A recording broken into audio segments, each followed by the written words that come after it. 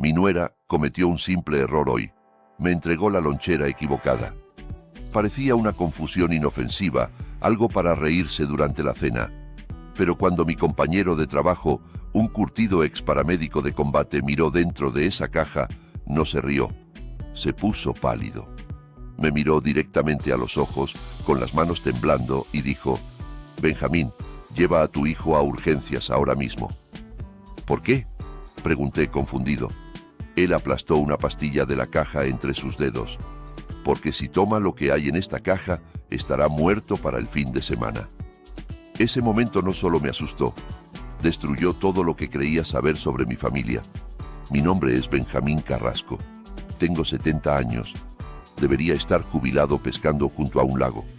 En cambio, estoy parado en un polvoriento sitio de construcción en la ciudad, cargando paneles de yeso junto a hombres de la mitad de mi edad. Mi espalda grita, mis rodillas crujen, pero no tengo opción. Hace 6 meses, mi esposa Carolina falleció. Antes de que creciera el pasto sobre su tumba, mi hijo Mateo vino a pedirme ayuda desesperadamente. Estaba ahogándose en deudas, tratando de comprar una casa de ensueño que no podía pagar. Mateo tiene una condición cardíaca severa. El estrés lo mata, literalmente. Al verlo en pánico, agarrándose el pecho, hice lo que cualquier padre haría. Vendí mi propia casa, mi hogar pagado para siempre, y le di $200,000 para el enganche. Me mudé a un apartamento pequeño y con goteras, volví a trabajar, sacrifiqué mis años dorados para que él estuviera a salvo. Y Raquel, su esposa, parecía agradecida. Interpretaba a la nuera perfecta.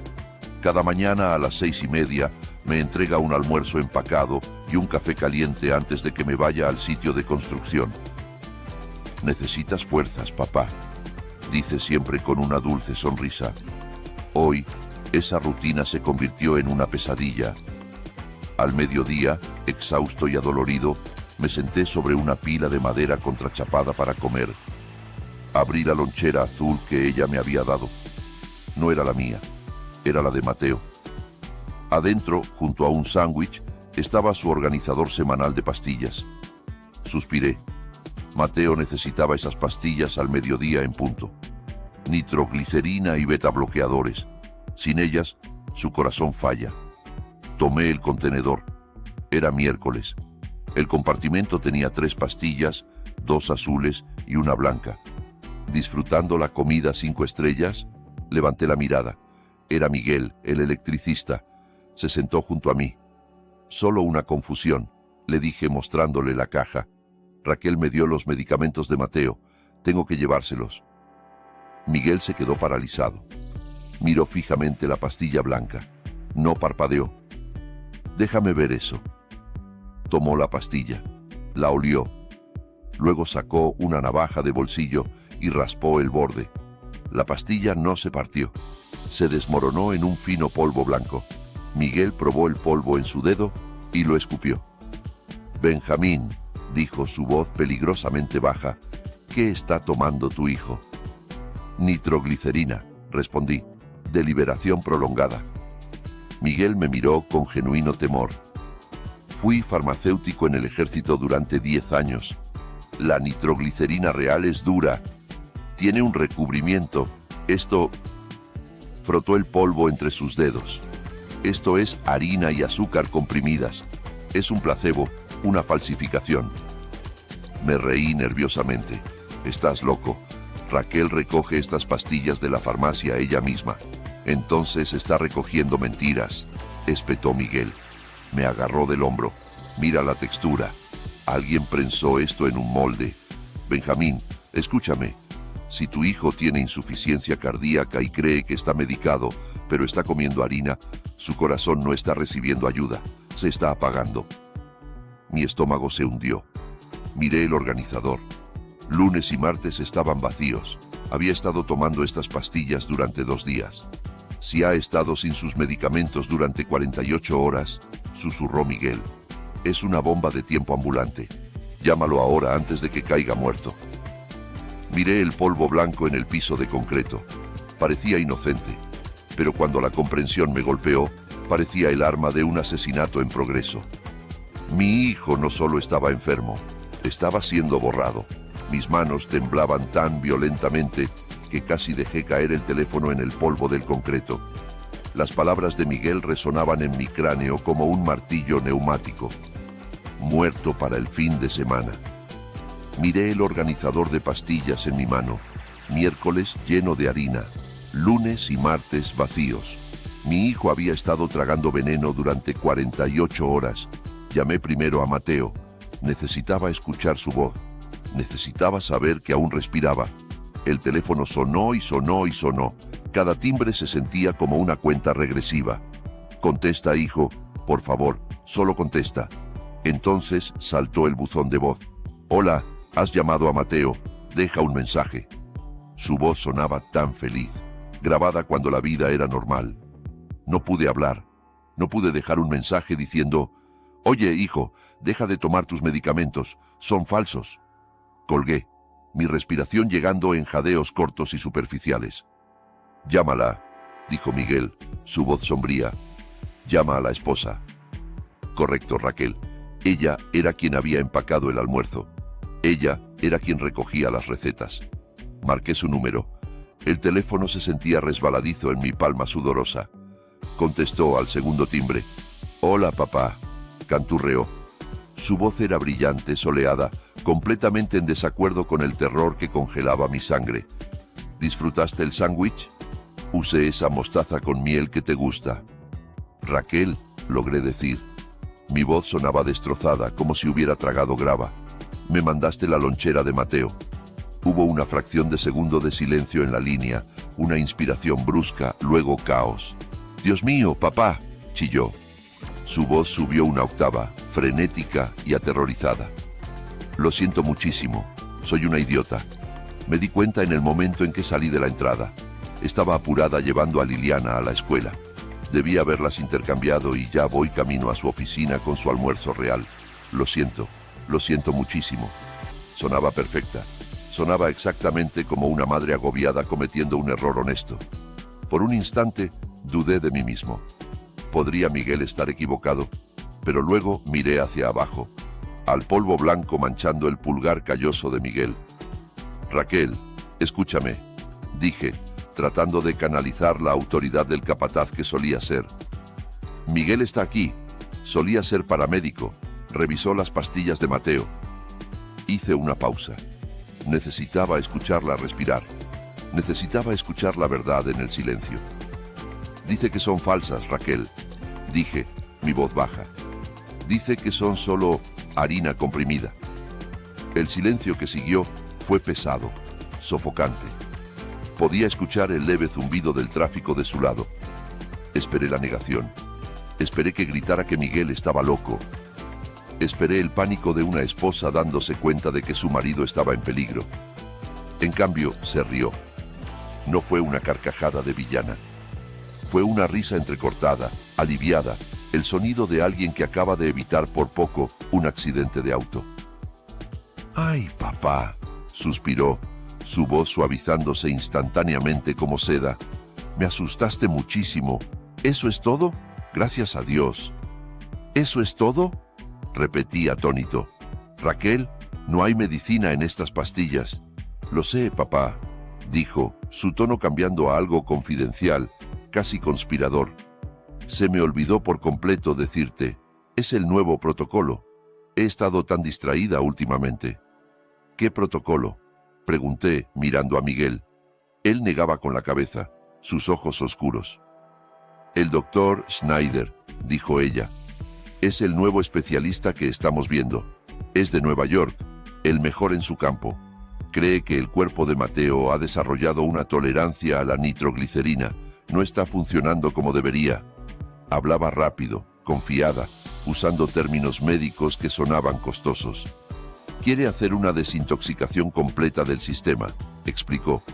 «Quiere limpiar el sistema de Mateo antes de empezar con un nuevo medicamento experimental de Suiza. Se llama Cardiorropinol. Cuesta $2,000 al mes, pero podría salvarle la vida». «Pero harina», tartamudeé. «¿Por qué harina?». Su voz bajó a un susurro. «Por Mateo, papá. Ya sabes lo ansioso que es. Si le dijéramos que va a dejar sus medicamentos por 5 días, entraría en pánico. Su presión arterial se dispararía y solo el estrés podría matarlo. Así que el Dr. Schneider recetó un ciclo ciego.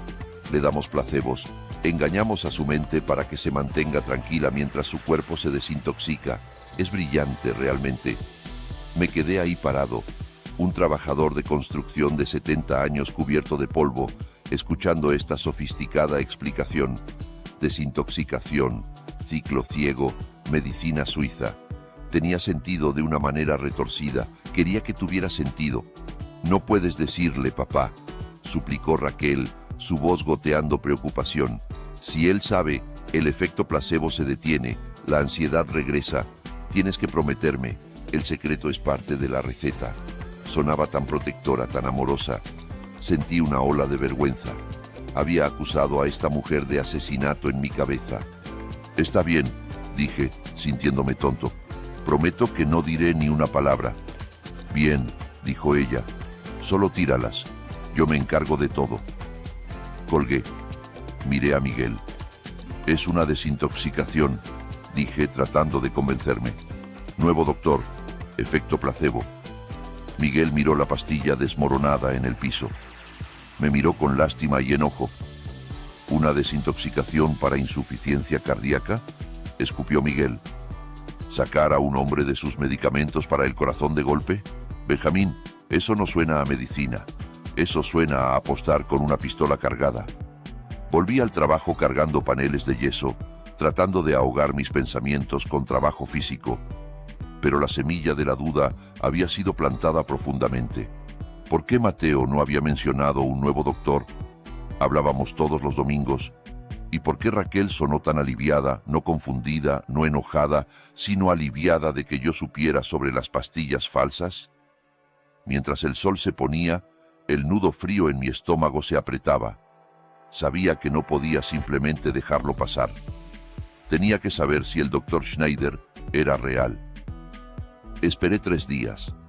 3 días agonizantes mirando el techo agrietado de mi apartamento de $800, escuchando el grifo que goteaba y las sirenas aullando afuera.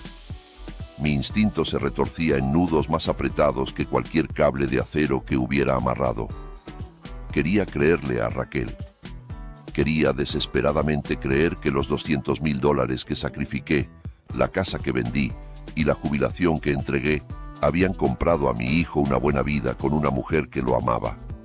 Pero la voz de Miguel seguía reproduciéndose en mi cabeza como un disco rayado. Apostar con una pistola cargada. El sábado por la mañana no pude soportarlo más. Me subí a mi oxidada camioneta Ford del 2005 y conduje hacia el norte. Dejé las calles llenas de baches del sur y me dirigí hacia los suburbios. Mientras conducía, el paisaje cambió. Las licorerías y casas de empeño desaparecieron, reemplazadas por jardines bien cuidados y comunidades cerradas. Me detuve frente a la casa que había pagado. Estaba ahí como un monumento a mi sacrificio. $1.200.000 de ladrillo y piedra. Un garaje para 3 autos. Un roble imponente en el jardín delantero que probablemente costaba más mantener de lo que yo gastaba en comida en un mes. Era hermosa. Era perfecta. Y adentro, temía que mi hijo se estuviera pudriendo. Toqué el timbre.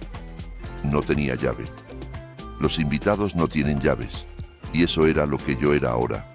Un invitado en la casa que compré. Raquel abrió la puerta. Llevaba pantalones de yoga y un suéter de cachemira, luciendo fresca y descansada. Pero cuando me vio, su sonrisa vaciló por una fracción de segundo. Fue una microexpresión, un destello de molestia antes de que la máscara de la hermosa nuera volviera a su lugar. «Papá», dijo, abriendo más la puerta. «¡Qué sorpresa! No te esperábamos». «Solo quería ver cómo está Mateo», dije, entrando al vestíbulo. Los pisos eran de mármol pulido. El aire olía a velas caras de vainilla. Estaba en silencio. Demasiado silencio. No he sabido de él desde el miércoles. Está descansando, dijo Raquel rápidamente, interponiéndose frente a las escaleras como para bloquear mi paso. La desintoxicación está siendo muy intensa hoy. El doctor Schneider dijo que el tercer y cuarto día son los más difíciles. Su cuerpo está purgando todos los químicos. Necesita silencio absoluto. La miré. Miré a la mujer parada en el piso de mármol que yo pagué. Soy su padre, Raquel, dije, mi voz baja y dura. No voy a despertarlo si está dormido, pero voy a verlo. Pasé junto a ella. No esperé permiso. Subí las amplias escaleras alfombradas, mis botas de trabajo pesadas sobre la tela mullida. Me sentía fuera de lugar aquí, un viejo rudo en un palacio, pero no me importaba. Llegué a la puerta del dormitorio principal. Estaba cerrada. Giré la manija y la empujé para abrirla. El olor me golpeó primero. No era vainilla. Era el olor de un cuarto de enfermo. Sudor rancio, aliento agrio, pánico subyacente. Las pesadas cortinas estaban cerradas, bloqueando el sol del sábado. Tomó un momento para que mis ojos se ajustaran a la penumbra. Cuando lo hicieron, lo vi. Mateo estaba acostado en el centro de la cama king size. Se veía pequeño. Mi hijo, que solía jugar como linebacker en la preparatoria, que solía levantar pesas conmigo en el garaje, parecía un esqueleto envuelto en piel. Su cara tenía el color de la arcilla húmeda. Sus labios tenían un tinte azulado, pero fue su respiración lo que me aterrorizó. Era húmeda, con un estertor. Cada inhalación sonaba como si estuviera respirando a través de un popote. «Mateo», susurré. Abrió los ojos. Estaban vidriosos, desenfocados. Le tomó un momento reconocerme. «Papá», jadeó. Caminé hacia la cama. Me senté en el borde, con cuidado de no molestarlo. Tomé su mano. Estaba fría y pegajosa como tocar un pescado. Miré sus tobillos asomándose bajo el edredón. Estaban hinchados, enormes, inflados con líquido. Había visto eso antes en el sitio de construcción cuando los tipos quedan aplastados, pero también sabía lo que significaba médicamente. Edema. Su corazón no estaba bombeando con suficiente fuerza para circular su sangre. El líquido se estaba acumulando en sus extremidades. Se estaba ahogando en su propio cuerpo. «¿Cómo estás, hijo?», pregunté, tratando de mantener el temblor fuera de mi voz. «Cansado, papá», raspó. «Tan cansado. El pecho se siente pesado, como si hubiera un bloque de cemento sentado sobre él». Raquel entró apresuradamente al cuarto detrás de mí. Llevaba un vaso de agua con una rebanada de limón. «Ay, Mateo, cariño, necesitas hidratarte», arrulló, su voz goteando preocupación exagerada. Dejó el agua y ajustó sus almohadas, esponjándolas agresivamente. Me miró con ojos tristes. «¿Ves?», susurró. «Las toxinas están saliendo. Está exhausto. Pero el doctor dijo que este es el punto de quiebre. Para el lunes será un hombre nuevo». Miré a Mateo. Estaba tratando de sentarse para beber, pero sus manos temblaban tanto que derramó agua en su barbilla. Raquel la limpió con un trapo, calmándolo como a un bebé. Parecía cariñoso, parecía tierno. Pero para mí, viendo a mi hijo marchitarse mientras ella hablaba de toxinas, parecía tortura. Necesitaba saber, necesitaba estar seguro. Recordé la mentira que me dijo por teléfono. «Dr. Schneider, Nueva York, el especialista». «Mateo», dije acercándome, «quería preguntarte algo». Raquel se tensó. Podía sentir sus ojos clavándose en mi nuca. «Papá, déjalo descansar», advirtió. La ignoré. «Mateo», dije de nuevo, «¿qué te parece este nuevo doctor, el Dr. Schneider? ¿Te está tratando bien?» Mateo frunció el ceño. Fue un movimiento lento y doloroso de los músculos de su frente. Parpadeó, tratando de procesar las palabras. «¿Quién?», susurró. «El Dr. Schneider», repetí, articulando claramente. «El especialista de Nueva York, del que Raquel me contó, el que está haciendo esta terapia de desintoxicación». Mateo me miró, luego miró a Raquel, luego de vuelta a mí. La confusión en sus ojos era total, era genuina. No había ni un destello de reconocimiento. «Papá, ¿de qué estás hablando?», preguntó. Su voz fue más fuerte por un segundo, alimentada por la confusión. No tengo un doctor en Nueva York. Vi al doctor Hernández el mes pasado. Es el único cardiólogo que veo. ¿Quién es Schneider? El aire abandonó la habitación. El silencio que siguió fue ensordecedor. Rugía en mis oídos. Mi corazón martilleaba contra mis costillas. Ahí estaba, la verdad. Desnuda y fea. No había ningún doctor Schneider. No había ninguna desintoxicación. No había ningún medicamento experimental de Suiza. Mi hijo no se estaba desintoxicando. Se estaba muriendo. Estaba entrando en insuficiencia cardíaca porque no había tomado su medicina en 4 días. Estaba tomando pastillas de harina mientras su corazón lentamente se rendía. Me volteé lentamente para mirar a Raquel. Estaba parada al pie de la cama. La máscara había desaparecido. La esposa amorosa y preocupada había desaparecido. Su cara era dura, angular, fría. Sus ojos eran rendijas estrechas. No estaba mirando a Mateo, me estaba mirando a mí. Y en esa mirada no había miedo, no había disculpa. Solo había una advertencia aguda y venenosa. Dio un paso adelante, su voz tensa y controlada. Mateo, cariño, estás confundido otra vez, dijo. Es la niebla mental. El doctor Hernández nos refirió a Schneider, ¿recuerdas? Firmaste los papeles hace semanas. Solo lo olvidaste. Es un efecto secundario de la abstinencia. Me miró y sus ojos me retaron a hablar. Me retaron a contradecirla. Me retaron a causar el estrés que podría matarlo ahí mismo. Papá, deja de confundirlo, siseó. Lo estás alterando. Su ritmo cardíaco está subiendo. ¿Quieres hacerle daño? Volví a mirar a Mateo. Se veía aterrorizado. Miraba entre nosotros tratando de entender, tratando de recordar a un doctor que no existía. Su respiración venía más rápido ahora, más corta. Yo no recuerdo, jadeó. No recuerdo haber firmado nada. Está bien. Shh, está bien. Lo calmó, acariciando su cabello húmedo. Solo cierra los ojos. Papá ya se iba. No quiso asustarte. Me miró de nuevo, y entonces hizo algo que me heló hasta los huesos. Señaló la puerta. No era una sugerencia, era una orden. Sal. Me levanté. Mis piernas se sentían pesadas como si estuvieran encasquetadas en concreto. Quería gritar, quería agarrarla por su costoso suéter y sacudirla hasta que saliera la verdad. Pero miré a Mateo. Estaba jadeando, agarrándose el pecho. Si causaba una escena ahora, si empezaba una pelea a gritos, el estrés realmente podría matarlo.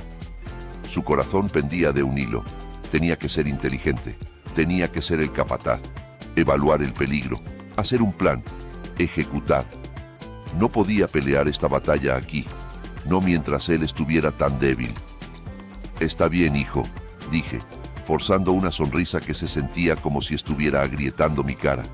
Debo estar confundido, me estoy poniendo viejo, ya sabes, la memoria no es lo que solía ser, solo descansa, hazle caso a Raquel. Caminé hacia la puerta. Raquel me siguió al pasillo. Cerró la puerta del dormitorio suavemente detrás de ella. En cuanto el pestillo hizo clic, se volvió hacia mí. No gritó. Se metió en mi espacio personal, oliendo a vainilla y malicia. Tienes que irte, Benjamín, susurró. Lo estás confundiendo. Estás interfiriendo con su tratamiento. Si vuelves aquí y lo alteras de nuevo, te prohibiré la entrada a esta casa. No te dejaré verlo a él ni a Liliana. ¿Entiendes? Miré a esta mujer, esta extraña. Pensé en los $200,000. Pensé en los almuerzos. Pensé en la póliza de seguro de $5 millones que debía estar escondida en algún lugar de esta casa. Entiendo, Raquel, dije. Entiendo perfectamente. Me senté en mi camioneta al final de la entrada, mis manos agarrando el volante tan fuerte que el cuero crujía. Me había dicho a mí mismo que iba a contratar un investigador privado. Pero algo me hizo regresar. Era el mismo instinto que me decía cuando una viga de soporte estaba a punto de romperse. El mismo presentimiento que había salvado a mi equipo de trincheras colapsando una docena de veces. Miré el espejo retrovisor. Raquel estaba en el jardín lateral, caminando de un lado a otro, su teléfono pegado a la oreja. Se veía agitada, su mano libre cortando el aire. Estaba distraída. Sabía que tenía tal vez 5 minutos. Apagué el motor. No tenía llave de la puerta principal. Raquel se había asegurado de eso cuando cambiaron las cerraduras el mes pasado, pero conocía el código del teclado del garaje. Era el cumpleaños de Mateo. 4182. Marqué los números. La pesada puerta se deslizó hacia arriba con un quejido. Me metí adentro y presioné el botón para cerrarla inmediatamente, sumergiéndome en la semi-oscuridad del garaje. Mi corazón martilleaba contra mis costillas como un pájaro atrapado. Estaba irrumpiendo en la casa de mi propio hijo. Era un criminal en el hogar que había pagado. Entré por el cuarto de servicio. La casa estaba en silencio excepto por el zumbido del aire acondicionado central y el olor a popurrí caro. Se sentía como una tumba muy cara con piso de mármol. «Arriba», le susurré a Miguel cuando llegó después. «Ahí es donde lo guardará». Subimos las escaleras, nuestras botas pesadas sobre la alfombra mullida. Sentí una ola de culpa lavarme, espesa y sofocante. Este era el santuario privado de mi hijo. Un padre no debería estar arrastrándose por la casa de su hijo, hurgando entre sus secretos. Se sentía como una violación del orden natural, pero entonces recordé la piel gris de Mateo y la forma en que jadeaba por aire, y la culpa se endureció en resolución. «Tú toma el baño», le dije a Miguel. «Revisa el botiquín, revisa debajo del lavabo, yo tomaré el dormitorio». Caminé hacia la suite principal. Estaba inmaculada. La cama estaba hecha con precisión militar. No había ni una mota de polvo en ningún lugar. Era la habitación de una mujer que controlaba todo. Empecé con las mesitas de noche. Nada más que libros y lociones. Revisé el closet. Filas de vestidos de diseñador y trajes, pero ningún escondite oculto. Me volví hacia la gran cómoda contra la pared. Era un mueble masivo de madera de cerezo oscuro. Abrí el cajón superior del lado de Mateo. Calcetines, ropa interior, relojes, nada. Me moví al lado de Raquel. Dudé. Abrir el cajón de una mujer se sentía diferente. Se sentía como cruzar una línea que nunca debería cruzarse. Pero apreté los dientes y jalé la manija. El cajón se deslizó abierto silenciosamente. Estaba lleno de seda y encaje. Lencería, costosa, delicada, cosas que costaban más que mi cuenta de supermercado semanal. Sentí mi cara arder de vergüenza, pero me obligué a mirar. Pasé mis manos bajo las capas de tela, buscando cualquier cosa dura, cualquier cosa de plástico. Mis dedos rozaron algo en el fondo del cajón, enterrado profundamente bajo una pila de fondos de satén. Era un objeto cilíndrico duro, envuelto en tela suave. Lo saqué. Era una mascada de seda azul enrollada apretadamente. La desenrollé y ahí estaban, 3 frascos naranjas de farmacia. Mi corazón martilleaba contra mis costillas. Los sostuve a la tenue luz que venía del pasillo. Las etiquetas eran nítidas y nuevas. Mateo Carrasco, nitroglicerina de liberación prolongada, atenolol. Revisé las fechas. Habían sido surtidos 9 días antes. Ella los tenía la cura, tenía los químicos salvavidas que podían evitar que el corazón de mi hijo fallara, y los había enterrado en su cajón de ropa interior como un secreto sucio. Los envolvió en seda mientras lo alimentaba con harina y lo veía morir. Sentí una rabia tan pura, tan incandescente que mi visión se nubló. Esto no era solo codicia, esto era crueldad. Esto era un juego para ella. Miguel, sí sé, apareció en el umbral un segundo después sosteniendo el organizador de pastillas que habíamos visto antes. Lo había encontrado en el baño. «Los encontré», dije, mi voz temblando. «Los escondió en su cajón de lencería». Miguel miró los frascos en mi mano. Dejó escapar una maldición baja. «Eso es frío, Benjamín. Eso es frío como el hielo». Puso el organizador sobre la cómoda. Estaba lleno para la semana. Miércoles por la noche hasta el domingo, todo lleno con las pastillas blancas desmoronables de harina. «Tenemos que trabajar rápido». dijo Miguel, entrando en modo paramédico. Abre los frascos. Quité la tapa de seguridad de la nitroglicerina. Adentro había pequeñas tabletas blancas y duras, medicina real. Las vertí en mi mano. Se veían idénticas a las falsas a simple vista, pero de cerca podías ver la diferencia. Estas eran uniformes, brillantes, profesionales. Miguel vació las pastillas de harina del organizador y las barrió hacia una bolsa Ziploc que había traído en su bolsillo. Nos quedamos con estas, dijo. Evidencia. Entonces, con manos firmes, comenzamos el intercambio. Colocamos la nitroglicerina real en los compartimentos.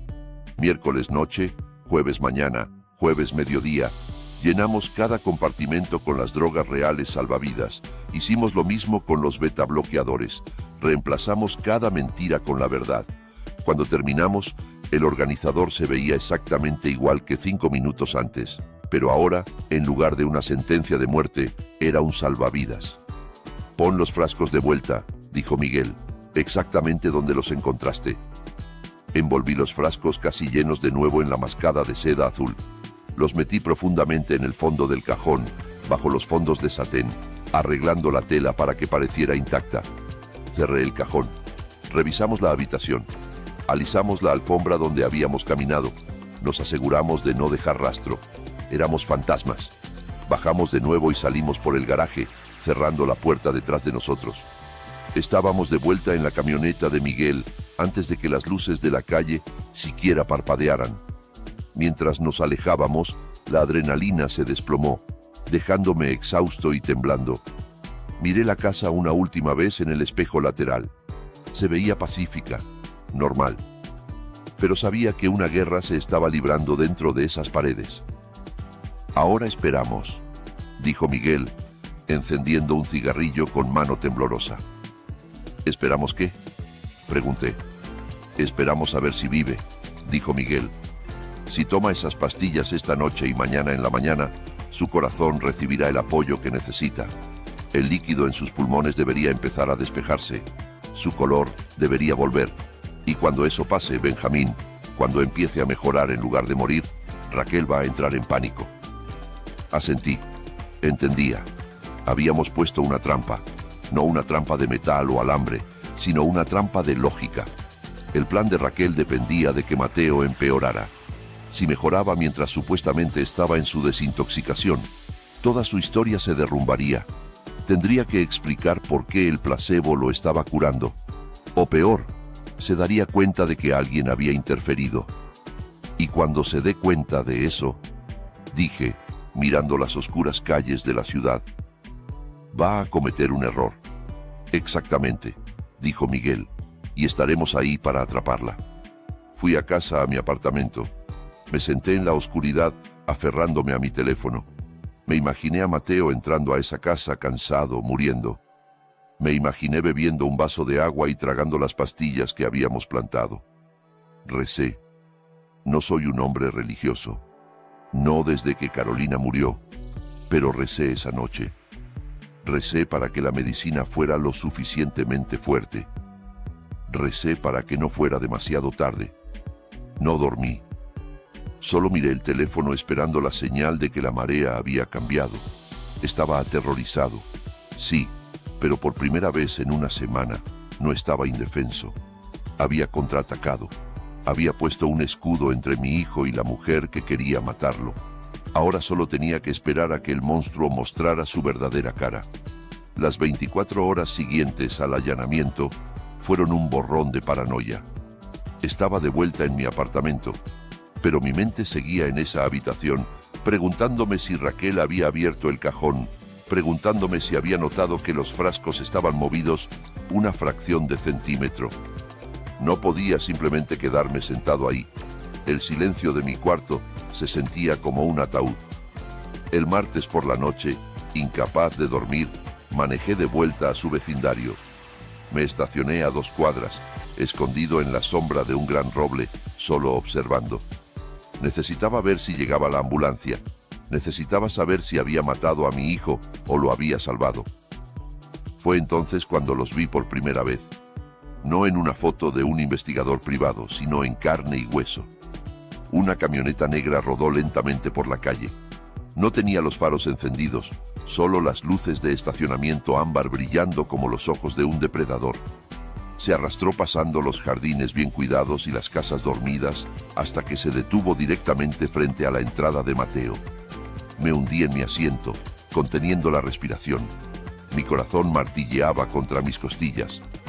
La ventana de la camioneta se bajó. Una colilla de cigarrillo encendida salió volando, chispeando contra el pavimento. Entonces, un hombre se asomó. Incluso desde esta distancia podía sentir la amenaza irradiando de él. No estaba mirando la casa casualmente, la estaba memorizando. Estaba midiendo la distancia de la puerta a la calle. Estaba calculando ángulos. Sacó un teléfono y tomó una foto de la ventana del frente. La ventana de la habitación de Liliana. Una rabia fría me lavó instantáneamente, reemplazando mi miedo. Estos no eran simples prestamistas, eran carniceros. Estaban marcando su territorio antes de la masacre. Entonces la puerta principal de la casa se abrió. Raquel salió al porche.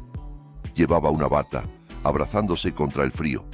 Se veía pequeña, frágil, nada como la mujer compuesta que me había mentido en la cara. Miró fijamente la camioneta. No gritó, no corrió adentro. Solo se quedó ahí paralizada como un conejo atrapado en los faros de un tráiler. El hombre en la camioneta se rió. Fue un sonido bajo y cruel que se llevó el viento de la noche. Hizo forma de pistola con su mano, la apuntó hacia ella e imitó el retroceso. Raquel se estremeció como si la hubieran golpeado físicamente. Trastabilló hacia atrás, casi tropezando con el tapete de bienvenida, y azotó la puerta. El sonido del cerrojo deslizándose resonó en la calle silenciosa. La camioneta permaneció ahí otros 10 segundos, una eternidad, antes de salir disparada hacia la noche. Me quedé ahí sentado agarrando mi volante hasta que mis nudillos se pusieron blancos. Me di cuenta entonces de que Miguel tenía razón. Esto no era un juego. Raquel no estaba matando a Mateo por simple codicia. Estaba aterrorizada. Estaba viviendo en una zona de guerra que yo acababa de descubrir. Quería manejar hasta allá. Quería golpear la puerta y decirle que sabía, decirle que podía ayudar. Pero me detuve. Si revelaba mi mano ahora, antes de que la medicina tuviera tiempo de funcionar, antes de que la mente de Mateo se aclarara, arruinaría todo. Necesitaba que Mateo estuviera lo suficientemente fuerte para enfrentar la verdad. Lo necesitaba vivo. Encendí mi camioneta y me alejé, dejando la casa con sus pesadillas. Pero esa imagen, el hombre apuntando un dedo pistola a mi nuera quemada en mis retinas, confirmó una cosa. El reloj no solo estaba corriendo para el corazón de Mateo, estaba corriendo para todos nosotros. Y se me estaba acabando el tiempo. Las siguientes 72 horas fueron una clase magistral en tortura. Me senté en mi abarrotado apartamento con olor a moho, mirando la pintura descascarada del techo, esperando que mi teléfono sonara. No dormí. No podía. Cada vez que cerraba los ojos, veía la cara gris de mi hijo. Veía el líquido hinchando sus tobillos. Veía la harina blanca desmoronándose en la mano de Miguel. Había jugado a ser Dios. Había entrado a la casa de un hombre y manipulado su medicación. Miguel me aseguró que la nitroglicerina funcionaría rápido, que dilataría sus vasos sanguíneos, bajaría la presión en su corazón y despejaría el líquido de sus pulmones en horas. Pero Miguel fue paramédico en una zona de guerra hace 30 años. ¿Qué tal si llegamos demasiado tarde? ¿Qué tal si el daño que Raquel había infligido ya era permanente? ¿Qué tal si para cuando intercambié esas pastillas, el corazón de Mateo ya estaba demasiado deteriorado para salvarse? Saltaba cada vez que una sirena aullaba afuera en las calles de la ciudad. Mi corazón se paralizaba, aterrorizado de que fuera una ambulancia corriendo hacia los suburbios. Aterrorizado de que Raquel hubiera encontrado las pastillas reales y las hubiera tirado por el retrete. Aterrorizado de que recibiría una llamada del forense en lugar de mi hijo. La tarde del miércoles llegó como una ejecución lenta. El silencio en mi apartamento era ensordecedor. Estaba caminando de un lado a otro, gastando un camino en el linóleo barato, contando las grietas en las baldosas solo para evitar que mi mente se quebrara. Entonces, a las 2:14 de la tarde, mi teléfono vibró. Vibró contra la mesita de noche como un avispón enojado.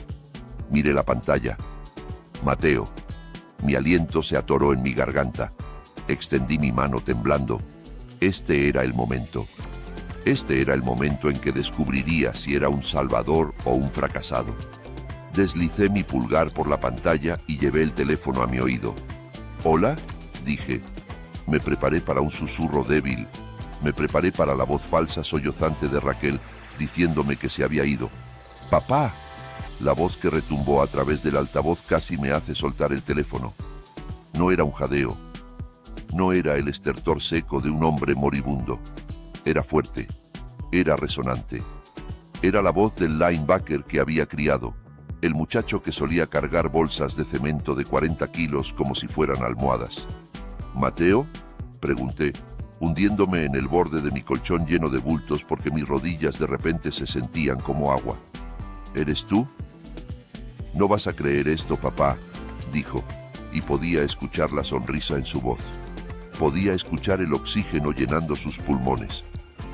«Me siento increíble, quiero decir, absolutamente increíble». «¿Qué?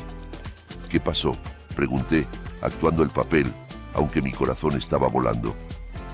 «Me desperté esta mañana y fue como si se hubiera levantado una niebla», dijo, las palabras saliendo de él en un torrente de adrenalina. Esa pesadez en mi pecho desapareció, la hinchazón en mis piernas desapareció. «Puedo ver mis tobillos de nuevo, papá. De hecho, caminé con Liliana a la parada del autobús esta mañana medio kilómetro y ni siquiera me quedé sin aliento, ni siquiera tuve que parar». Cerré los ojos, una ola de alivio lavándome tan poderosa que me mareé. Funcionó. La medicina real, la química que había metido de contrabando en su cajón como un ladrón, estaba corriendo por sus venas. Estaba haciendo lo que fue diseñada para hacer. Mi hijo estaba vivo. «Son noticias maravillosas, hijo», dije, mi voz espesa con emoción que traté de ocultar. «Es esta desintoxicación, papá», continuó Mateo, su entusiasmo desbordándose. Raquel tenía razón. Lo dudé. Lo admito. Los primeros días fueron un infierno. Sentí que me estaba muriendo. Pero ella seguía diciendo que eran solo las toxinas saliendo de mi sistema. Y tenía razón. El doctor Schneider es un genio. Mi cuerpo solo necesitaba un reinicio duro. Me siento 10 años más joven. Hasta corté el pasto esta tarde. ¿Puedes creerlo? Empujé la podadora durante 40 minutos. Sentí un pico de rabia fría atravesar mi alivio. Estaba alabando el veneno. Estaba dándole crédito a la desintoxicación, la misma mentira que fue diseñada para matarlo, por su recuperación. Estaba agradeciéndole a la mujer que había tratado de detener su corazón por el milagro que yo había entregado.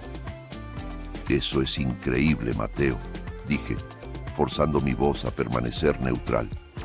«¿Y qué piensa Raquel? ¿Está feliz?». Hubo una pausa en la línea, un silencio extraño y vacilante que decía mucho. «Sí, lo está. Está sorprendida», dijo Mateo, su tono cambiando ligeramente, perdiendo algo de su energía maníaca. «Creo que está en shock. Sigue preguntándome si estoy seguro de que me siento bien. Está muy preocupada de que pueda estar teniendo ¿cómo le llamó? Un repunte falso, como una oleada de energía antes de un colapso. Sigue tratando de hacerme acostar, pero tengo demasiada energía. Siento que podría atravesar una pared». «Oye, cariño», gritó Mateo lejos del teléfono, su voz haciendo eco en su gran cocina. «Papá está en la línea. Le dije que la desintoxicación funcionó. Le dije que estoy de vuelta». Agucé mis oídos contra el altavoz. En el fondo, escuché un estruendo distintivo, el sonido de vidrio rompiéndose contra un piso duro de azulejo. Entonces escuché la voz de Raquel. No era la voz suave, confiada, dulce como jarabe de la mujer que me había echado del dormitorio el sábado. Era aguda, delgada, vibrando de terror. «Mateo, para», chilló en la distancia. «Siéntate. No deberías estar de pie. Tu corazón no está listo». Te vas a matar. Ella no estaba preocupada por su salud. Estaba aterrorizada de su vida. Estaba viendo a un hombre muerto caminar. Estaba viendo su pago de $5 millones cortar el pasto y pasear al perro. El plan se estaba desmoronando justo frente a sus ojos, y no sabía por qué. Debía estar entrando en pánico, preguntándose si ella misma había mezclado las pastillas, preguntándose si la harina estaba defectuosa, preguntándose por qué el universo le estaba negando la muerte que necesitaba. «Déjame hablar con ella, Mateo», dije, una satisfacción fría y depredadora asentándose en mi estómago. «Claro, espera». Escuché el teléfono moverse. «Toma, Ra, papá quiere saludarte». «Hola, papá», dijo Raquel. Su respiración llegaba en jadeos cortos y agudos como si acabara de correr 1 kilómetro. «Raquel», dije manteniendo mi voz alegre y fuerte, la voz de un abuelo despistado y feliz. «Mateo, suena fantástico. Debes estar tan aliviada de que el doctor Schneider realmente sabe lo que hace, ¿eh? Ese ciclo ciego funcionó exactamente como dijiste». Pude escuchar su respiración entrecortarse. Fue el sonido de un animal atrapado. Sí, tartamudeó. Es un milagro. Estamos tan bendecidos. Pero tenemos que tener cuidado, papá. Podría ser una fluctuación. No queremos hacernos ilusiones. Estaba improvisando. Podía escuchar los engranajes girando en su cabeza tratando de encontrar un nuevo ángulo, una nueva mentira para ponerlo de vuelta en esa cama, para detener su corazón de nuevo. Sonaba desesperada. «Bueno, solo sigan haciendo lo que están haciendo», dije, mi voz goteando ironía que ella no podía detectar. «Claramente está funcionando. Dale su dosis de la tarde, no te saltes ni una sola». Lo haré», susurró. Colgué el teléfono. Me senté ahí por un momento saboreando la pequeña victoria. Mi hijo estaba a salvo por el momento. La medicina estaba en su sistema. Raquel estaba acorralada, pero la guerra no había terminado. Todavía no entendía el panorama completo. Sabía cómo lo estaba haciendo, pero necesitaba entender el porqué en el fondo. La codicia era un motivador poderoso, sí, pero $5 millones, eso se sentía específico, eso se sentía urgente. Mi teléfono vibró de nuevo. No era Mateo esta vez, era un número que no reconocía. «¿Benjamín Carrasco?», preguntó una voz ronca. «Sí, soy Valentín, el investigador privado». Mi estómago se tensó. Había contratado a Valentín con los últimos $5,000 que tenía a mi nombre. Era una apuesta a tirar mi red de seguridad, pero necesitaba saber qué estaba pasando en la vida financiera de mi hijo. «Encontré algo, Benjamín», dijo Valentín. Su voz era sombría, desprovista del desapego profesional que usualmente cargaba. «Y no te va a gustar. De hecho, necesitas ver esto inmediatamente. ¿Puedes encontrarte conmigo? Estoy en la cafetería de la 4ª calle». «Voy para allá». Manejé a la cafetería en un aturdimiento. Valentín estaba sentado en una cabina del fondo, tomando un café negro y fumando en cadena, aunque el letrero de no fumar estaba justo sobre su cabeza. Parecía un hombre que había visto todo y no le había gustado nada de eso. No perdió tiempo en formalidades. Deslizó una carpeta gruesa de manila a través de la mesa grasosa. «Investigué las finanzas de tu hijo», dijo Valentín, golpeando la carpeta con un dedo manchado de nicotina. «Investigué a la esposa. Raquel está limpia mayormente. Gasta mucho en ropa. Claro, mantiene las apariencias, pero nada criminal. ¿Pero tu hijo, Mateo?». Dio una calada y sopló el humo lejos de mí. «Tu hijo se está ahogando, Benjamín, pero no en una hipoteca, no en préstamos estudiantiles». Abrí la carpeta. Era un mar de tinta roja, estados de cuenta bancarios, facturas de tarjetas de crédito y registros de transacciones. Páginas y páginas de registros de transacciones. «¿Qué estoy viendo?», pregunté, entrecerrando los ojos ante las filas de números. «Adicción», dijo Valentín sin rodeos. «Apuestas en línea, casinos de criptomonedas basados en Malta, aplicaciones de apuestas deportivas, sitios de póker de altas apuestas». Volteó una página señalando una serie de retiros masivos de hace 3 años. Perdió el enganche que le diste en los primeros 6 meses, dijo Valentín. Trató de duplicarlo en un esquema de criptomonedas y perdió el 80%. Luego trató de recuperarlo en apuestas deportivas. Persiguió sus pérdidas, Benjamín, y siguió cavando. Sentí la sangre drenar de mi cara. Los $200,000, mi casa, mis recuerdos, mi jubilación, desaparecidos, evaporados en un casino en línea mientras yo dormía en un colchón lleno de bultos. Se pone peor, dijo Valentín, su voz bajando más. Cuando los bancos lo cortaron, cuando las tarjetas de crédito estaban al máximo, no paró. Fue con prestamistas privados. El tipo que no revisa puntajes de crédito, pero sí revisa a qué escuela van tus hijos. Prestamistas usureros, susurré. Grandes, confirmó Valentín. Un sindicato operando desde el lado este. Manejan los números para la mitad de la ciudad. Encontré el rastro digital en una cuenta de teléfono desechable vinculada a su correo electrónico. Amenazas, fechas límite, fotos. Deslizó una foto brillante a través de la mesa. Era una toma de vigilancia. Mi hijo Mateo, parado en un estacionamiento, discutiendo con 2 hombres grandes junto a una camioneta negra. Mateo se veía aterrorizado. Debe $300,000, Benjamín, dijo Valentín. Principal más intereses. Lo están exprimiendo. Le dijeron que si no pagaba para fin de mes, iban a empezar a cobrar en sangre. Miré la foto. $300,000. Mi hijo no solo era malo con el dinero, era un adicto desesperado y acorralado que había arrastrado a su familia a un pozo de víboras. ¿Y el seguro?, pregunté, mi voz hueca. Valentín asintió. Ese es el remate. Tomó esa póliza de 5 millones hace 90 días. Sovereign Life. Revisé la letra pequeña, Benjamín. Hay una cláusula de suicidio. Es estándar. Si se mata dentro de los primeros 2 años, la póliza no paga nada. 0. Me senté hacia atrás, la cabina rechinando bajo mi peso. El panorama estaba cambiando.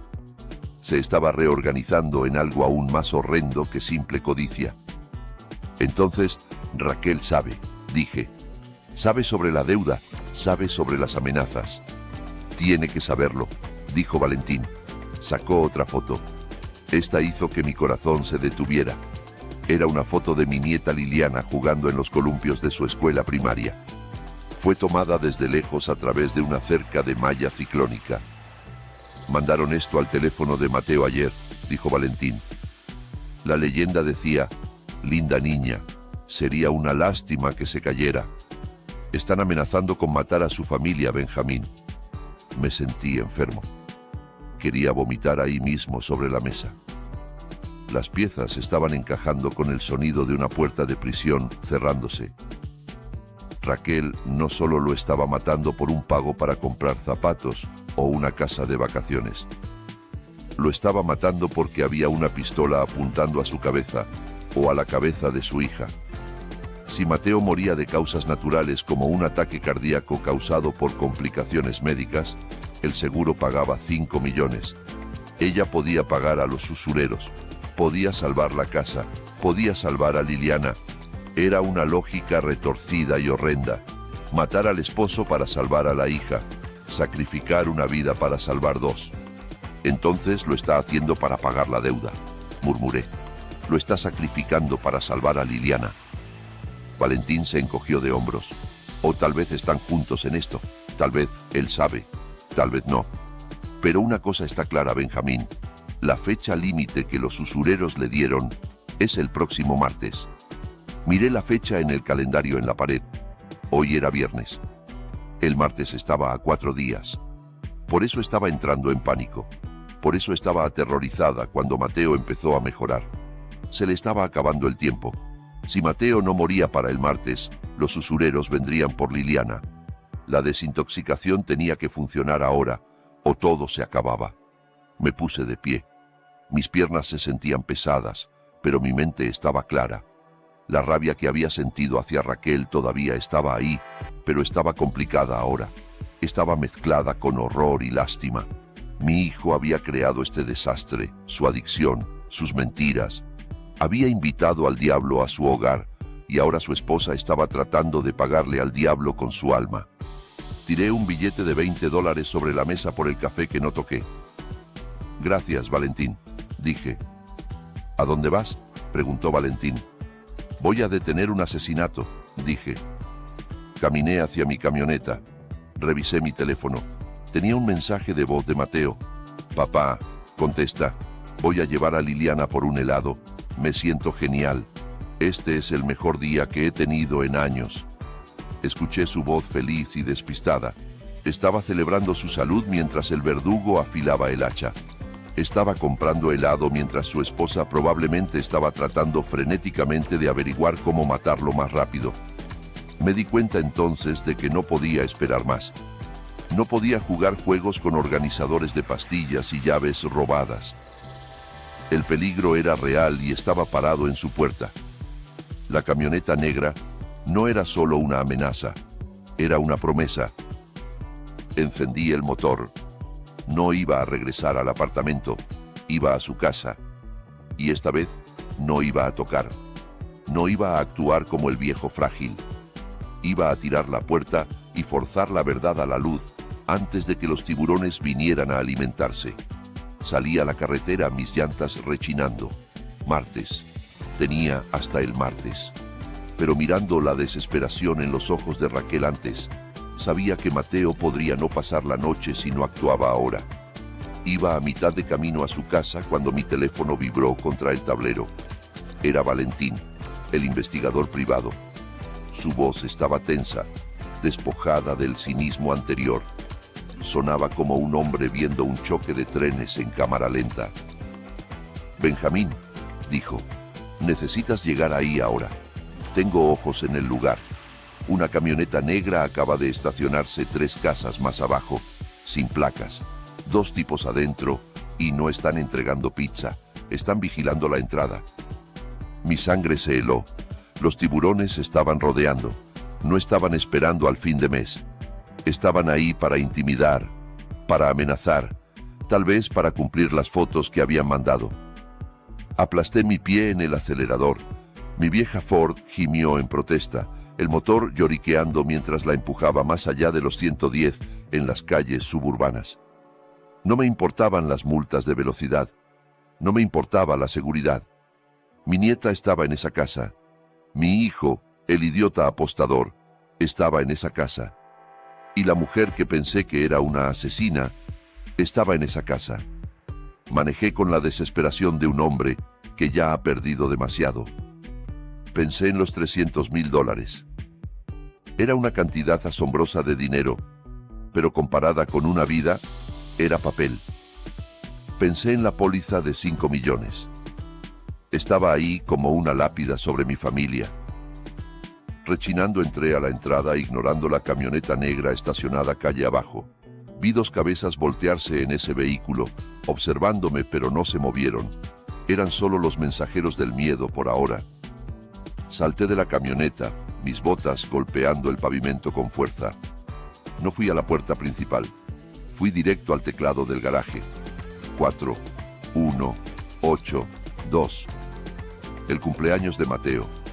Lo marqué tan fuerte que casi rompí el plástico. La puerta comenzó su lento ascenso mecánico. No esperé a que se abriera completamente.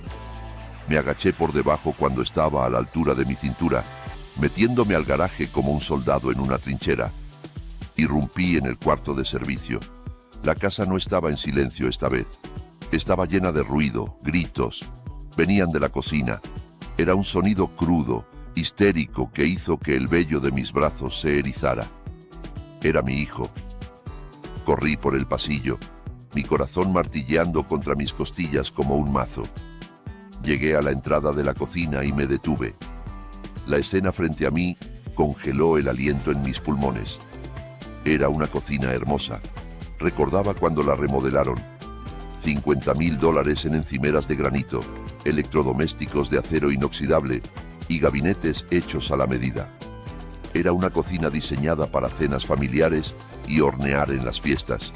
Pero ahora mismo parecía una zona de guerra. Raquel estaba desplomada en el piso cerca del refrigerador, su cara enterrada en sus manos, su cuerpo sacudiéndose con violentos sollozos desgarradores. Se veía rota, derrotada. Y Mateo, mi hijo, que apenas 3 días antes estaba en su lecho de muerte, estaba parado sobre ella. Se veía vibrante. Su color era bueno. Sus piernas estaban fuertes. La medicina real que había intercambiado había hecho su trabajo perfectamente. Estaba físicamente curado, pero mentalmente se estaba desmoronando. Sostenía un frasco naranja de receta en su mano. Lo agitaba hacia ella, su cara retorcida en una máscara de pura e inconfundible angustia. «¿Por qué no estoy muerto?», gritó. Su voz se quebró, haciendo eco en el costoso azulejo. «¿Por qué estoy parado aquí, Raquel? Me las tomé todas. Me tomé cada una de ellas esta mañana». Me quedé parado en las sombras del pasillo, paralizado. Esto no era lo que esperaba. Esperaba encontrar a Raquel alimentándolo con veneno a la fuerza. Esperaba encontrar a una víctima y una villana. Pero Mateo no estaba actuando como una víctima. Estaba actuando como un hombre cuyo plan había fallado. Mateo arrojó el frasco a través de la habitación. Se estrelló contra el azulejo del respaldo, rompiéndose en fragmentos de plástico naranja. «Me lo prometiste», rugió, lágrimas corriendo por su cara. «Prometiste que me ayudarías.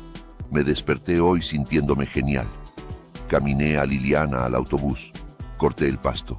Mi corazón está latiendo como un tambor. Raquel, está fuerte. ¿Por qué está fuerte?». Raquel levantó la vista, su cara un desastre de rímel y lágrimas. «No sé, Mateo», gimió. «Te juro que no sé. Te di la harina. Las hice yo misma, tal como me pediste. Las cambié. Estás mintiendo», gritó Mateo. Caminaba de un lado a otro de la cocina como un animal enjaulado. «Te acobardaste. Tuviste miedo.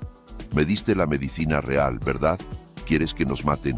¿Quieres que esos hombres de afuera entren aquí y lastimen a Liliana?». Me recargué contra el marco de la puerta, mi mundo tambaleándose sobre su eje. La conversación era absurda. Era una locura. Mi hijo le estaba gritando a su esposa porque ella le había salvado la vida. Estaba furioso porque estaba sano. «No fui yo, papá», sollozó, arrastrándose hacia él y agarrando su pierna. «Yo quiero que vivas. Nunca quise hacer esto, pero hice lo que dijiste. Te juro que vacié las cápsulas. Las llené con harina. Escondí las reales en mi cajón. No sé por qué estás mejorando. Tal vez tu corazón es demasiado fuerte». «¿Demasiado fuerte?». Mateo se rió. Fue un sonido maníaco, aterrador. «Mi corazón es basura. Ha sido basura por 10 años. Debería haberse detenido hace 3 días. Ese era el plan. Causas naturales, un ataque cardíaco mientras dormía. El seguro paga. Tú pagas a los usureros y tú y Liliana están a salvo. Ese era el trato, Raquel». Agarró un pesado jarrón de cristal de la isla y lo arrojó a la pared. Explotó, bañando la impecable cocina con vidrio. «Ahora mírame», gritó, extendiendo los brazos. «Estoy sano, estoy vivo, y porque estoy vivo, todos estamos muertos. La fecha límite es el martes. Si no estoy bajo tierra para el martes, van a venir por Liliana. ¿Entiendes eso?». Me mandaron una foto de ella en el recreo. Di un paso hacia la luz. Mis pesadas botas de trabajo crujieron sobre el vidrio roto. El sonido cortó su pelea a gritos como un disparo. Mateo se congeló. Raquel jadeó, levantándose contra los gabinetes. Ambos me miraron. Sus ojos estaban abiertos, aterrados, como niños atrapados jugando con cerillos mientras la casa se quemaba. «¿Papá?», susurró Mateo. Su cara se puso pálida, no de enfermedad, sino de vergüenza. No dije ni una palabra. Caminé al centro de la cocina. Metí la mano en el bolsillo profundo de mi chaqueta de lona de trabajo. Mi mano se cerró alrededor de la bolsa Ziploc que Miguel me había dado. La bolsa llena de las pastillas blancas desmoronables de harina que habíamos removido del organizador. Lancé la bolsa sobre la isla de granito. Aterrizó con un golpe suave deslizándose sobre la superficie pulida hasta detenerse justo frente a Mateo. «¿Están buscando esto?», pregunté. Mi voz era baja, firme, peligrosamente calmada. El silencio en esa cocina era más pesado que cualquier viga de acero que hubiera levantado. La bolsa Ziploc de pastillas de harina se asentó en la isla de granito como una granada que ya había explotado, dejándonos en los escombros. Mateo miró el polvo blanco, su pecho agitándose, su cara una máscara de absoluta devastación. No parecía un hombre que había sido salvado, parecía un hombre que acababa de ver hundirse su último bote salvavidas. Tú las cambiaste de vuelta, susurró Mateo. Entraste a mi casa y las cambiaste de vuelta. Te salvé la vida, hijo, dije, mi voz dura. Y estás parado ahí gritando porque todavía respiras. Explícame eso. Explícame por qué mi hijo quiere morir tan desesperadamente. Le grita a su esposa por no matarlo. Mateo colapsó. No fue un deslizamiento lento esta vez. Sus piernas simplemente cedieron. Cayó al piso con fuerza, sus rodillas crujiendo sobre el vidrio roto del jarrón que había arrojado. No pareció sentir el dolor. Puso su cabeza en sus manos y dejó salir un sonido que nunca olvidaré. Fue un aullido, un sonido de pura desesperación animal. No fue el plan de ella, papá, sollozó, meciéndose de un lado a otro. No fue Raquel. Ella no quería hacerlo. Yo la obligué. Miré a Raquel. Estaba acurrucada en la esquina, sus brazos envueltos alrededor de sí misma, temblando violentamente. Me miró, sus ojos abiertos y suplicantes, lágrimas cortando surcos a través de su maquillaje. No parecía una mente maestra, parecía una mujer que había sido hecha pedazos. ¿Qué quieres decir con que la obligaste?, pregunté acercándome a Mateo. Mateo levantó la vista. Sus ojos estaban inyectados en sangre, salvajes. Les debo $300,000, papá, no al banco, no a la compañía de tarjetas de crédito. Le debo al tipo de gente que no presenta demandas, presenta reportes de personas desaparecidas. Tomó un aliento tembloroso. Vinieron a mí el mes pasado. 2 tipos en una camioneta. Me mostraron fotos, papá. Fotos de Raquel saliendo del supermercado.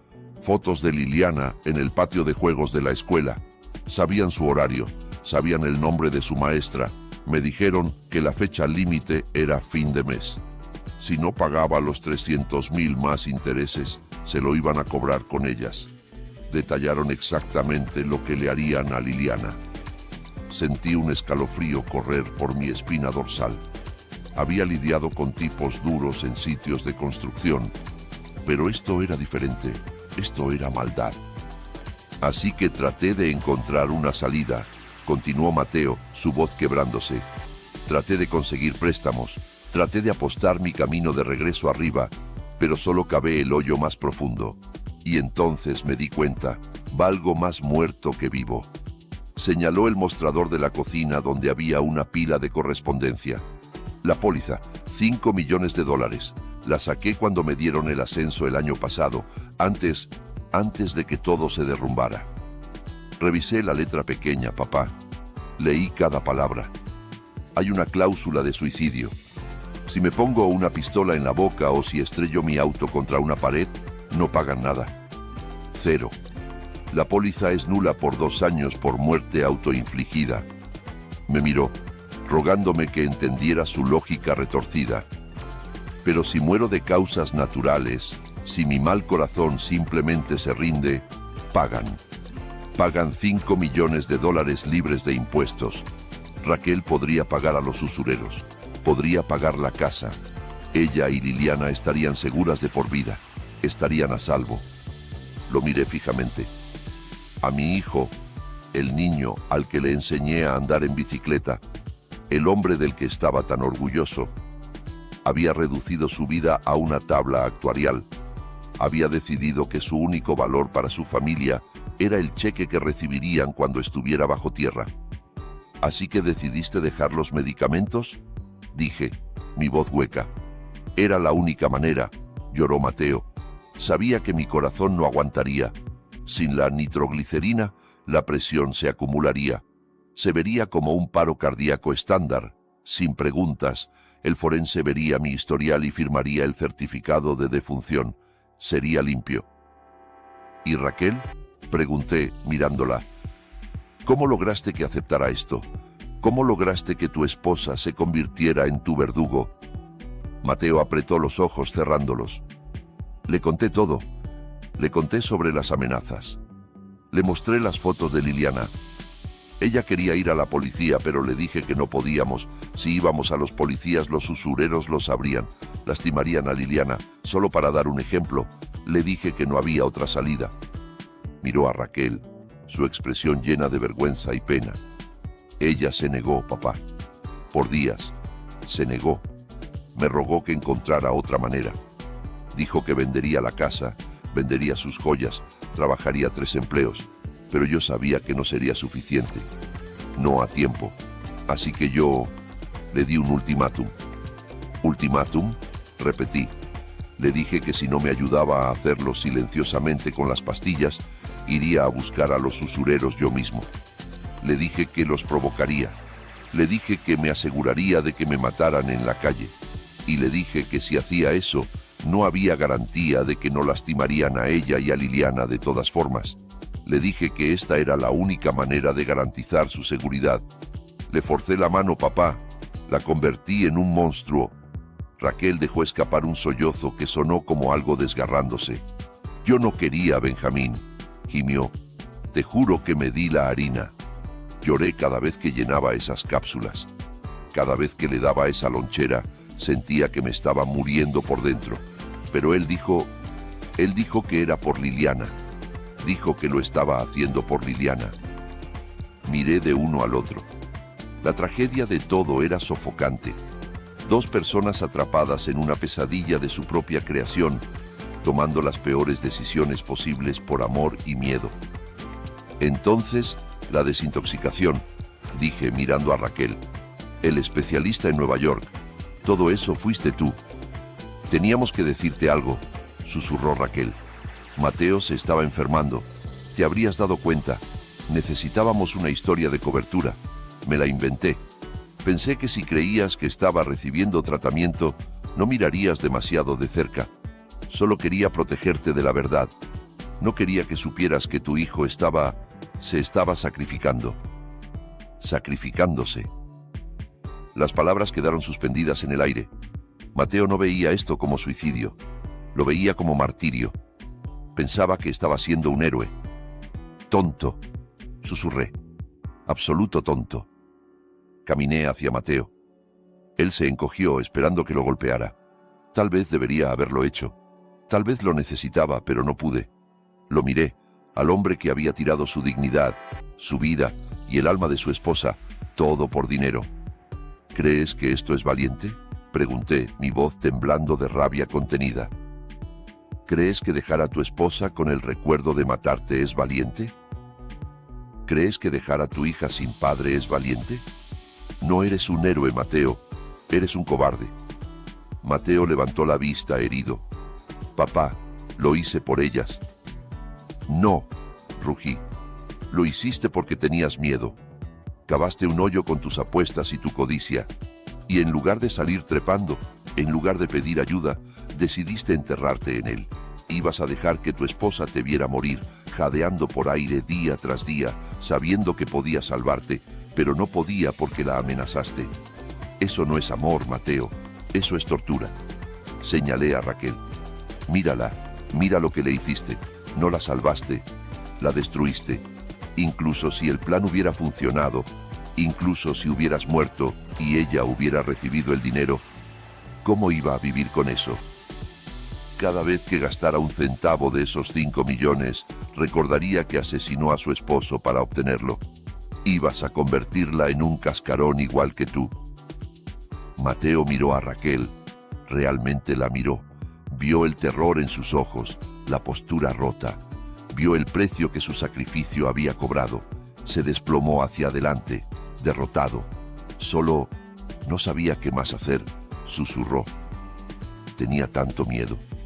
La imagen de mi hijo, el hombre fuerte y capaz que creí haber criado, se desmoronó ante mis ojos. No era un villano, no era una víctima. Era solo un hombre débil que había cometido una serie de errores catastróficos y luego trató de arreglarlos con el error definitivo.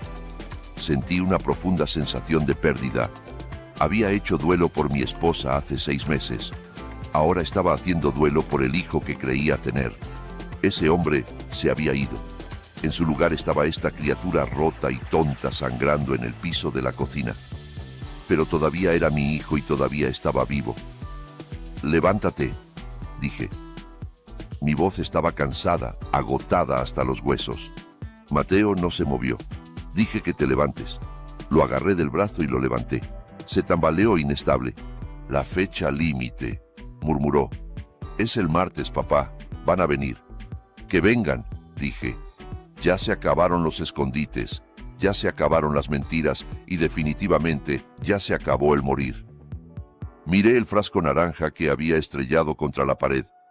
La medicina real estaba esparcida entre el vidrio. «Recógela», le dije a Raquel. «Recoge cada pastilla». Ella asintió frenéticamente, arrodillándose para recoger las tabletas.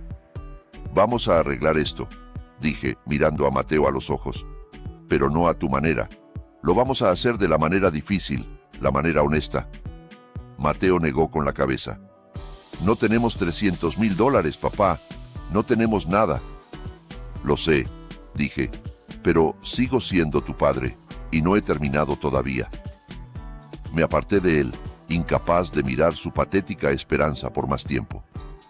Caminé hacia la ventana y miré hacia afuera a la calle. La camioneta negra seguía ahí, vigilando, esperando. Saqué mi teléfono. Me quedaba una carta por jugar. Una carta que había guardado por 40 años. Me costaría todo lo que me quedaba, cada pizca de orgullo, cada año restante de mi vida.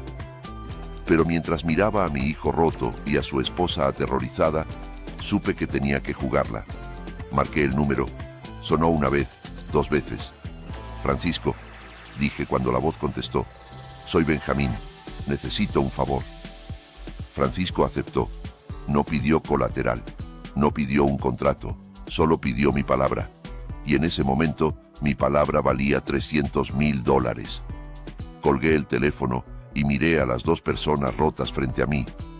La cocina estaba en silencio ahora, salvo por el zumbido del refrigerador y la respiración irregular de mi hijo. La camioneta negra afuera no se había movido. Los tiburones seguían esperando, pero ahora tenía el cebo para hacerlos irse. Pero todavía había una cosa que no podía entender. Una pieza irregular de esta pesadilla que no encajaba. Miré el formulario de beneficiario arrugado tirado en el piso entre el vidrio destrozado. Me agaché y lo recogí, mis articulaciones tronando en el silencio. Lo alisé sobre la encimera de granito. Benjamín Carrasco. El nombre me miraba fijamente. No Raquel, no Liliana. Yo. Miré a Mateo. Estaba sentado en un banco de la barra ahora, su cabeza en sus manos, luciendo como un hombre que acababa de correr un maratón con una pierna rota. «Mateo», dije, mi voz baja, «necesito entender esto. Realmente necesito entender esto. Ibas a dejar a Raquel y a Liliana solas, ibas a dejarlas con un esposo y padre muerto, y le ibas a dar el dinero a mí». Mateo levantó la vista. Sus ojos estaban rojos, hinchados, llenos de un dolor tan profundo que parecía físico. «No se trataba de dejarlas, papá», susurró. «Se trataba de limpiar la pizarra, se trataba de equilibrar».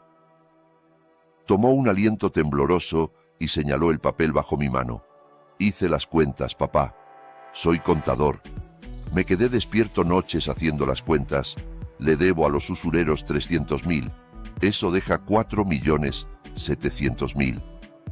Miró a Raquel, quien se estaba limpiando los ojos con una servilleta de papel. Raquel podría vender esta casa. Podría tomar $1 millón de la póliza para establecerse ella y a Liliana en un lugar más pequeño, pagar la universidad, asegurarse de que nunca pasaran hambre. Pero el resto, los 3,700,000, eso era para ti. ¿Para mí?, pregunté, sintiendo una nueva ola de horror lavarme. «Mateo, tengo 70 años. ¿Qué voy a hacer con 3 millones? Vivo en un apartamento de un cuarto, como sándwiches de almuerzo». Ese es exactamente el punto, gritó Mateo, su voz quebrándose. Vives en un basurero por mi culpa. Estás trabajando en construcción a los 70 por mi culpa. Te quité tu casa, papá. Te quité el hogar que tú y mamá construyeron. Te quité tu red de seguridad. Te quité tus años dorados y los tiré por el retrete porque quería hacerme el importante en una casa que no podía pagar. Se levantó, caminando de un lado a otro en el pequeño espacio entre la isla y el fregadero, sus manos volando a su alrededor. ¿Sabes cómo se siente? ¿Sabes cómo se siente ver a tu padre salir cojeando de tu casa cada mañana para ir a hacer trabajo manual porque eres un fracaso? Te come vivo, papá. Te pudre por dentro. Cada vez que me sonreías, cada vez que me decías que estabas orgulloso de mí, se sentía como si me estuvieras apuñalando porque sabía que te robé la vida. Se detuvo frente a mí, su pecho agitándose. Quería devolvértela, papá. Quería darte una jubilación. Quería que viajaras. Quería que compraras un condominio en Florida. Quería que nunca tuvieras que levantar un martillo de nuevo. Lo calculé. El pago cubriría los 200,000 que te quité, más intereses, más daños y perjuicios, más suficiente para mantenerte cómodo el resto de tu vida. Era el único activo que me quedaba. Mi seguro de vida era lo único que no había arruinado. Lo miré fijamente. Miré a los ojos de mi hijo y vi un amor tan retorcido, tan deformado por la culpa y la vergüenza que se había convertido en un arma. No solo estaba tratando de escapar de sus deudas, estaba tratando de comprar mi perdón con su sangre, estaba tratando de reembolsarme por su existencia. ¿Crees? Tartamudeé, luchando por encontrar las palabras.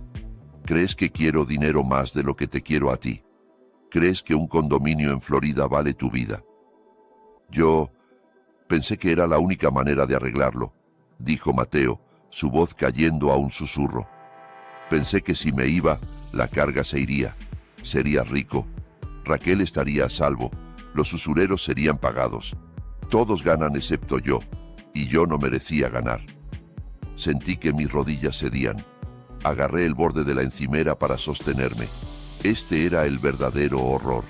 No las drogas, no los usureros, sino el hecho de que mi hijo se sentía tan inútil, tan aplastado por el peso de sus propios errores, que pensaba que su muerte era lo más valioso que podía ofrecernos.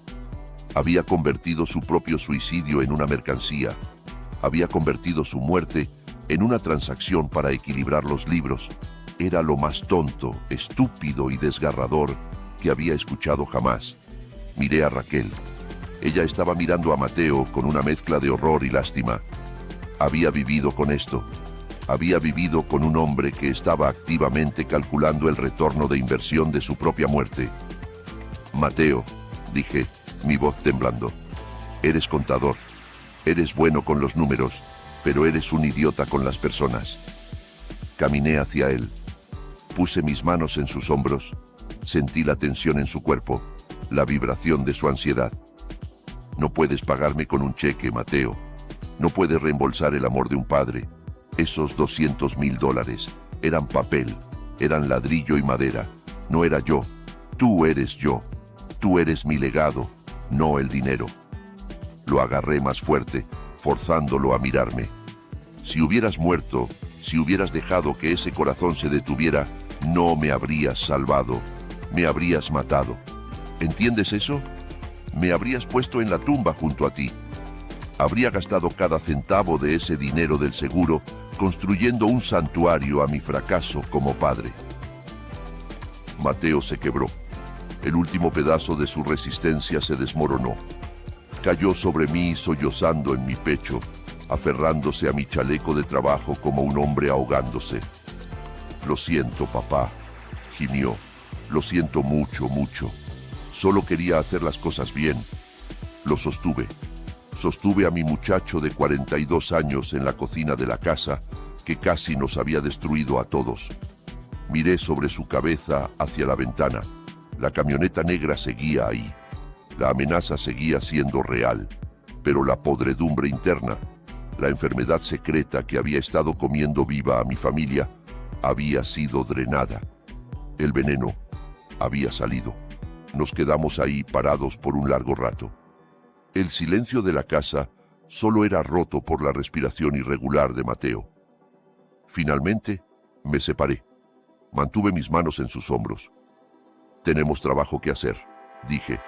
Francisco está transfiriendo el dinero.